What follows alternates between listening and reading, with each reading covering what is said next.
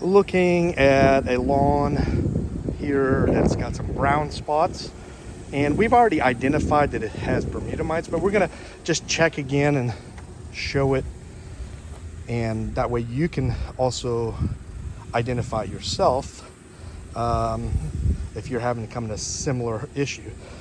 Just using backside of a spiral notebook, anything white, and we're just gonna scoop up. It's kind of windy today, at least a little bit of wind, so we're battling that, but we want to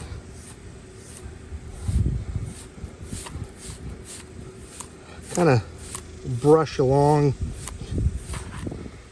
the area. It's not working very well. Oh, there we go. There's a little guy there. You can see it running around.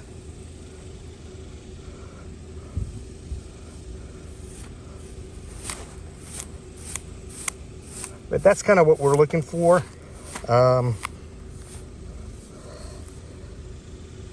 And you can kind of check this as well.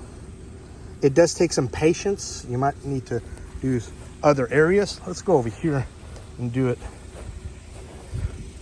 and see if we can catch something here. Oh yeah, look at that. There's a guy there. There's one there. There's one there. You can see that paper.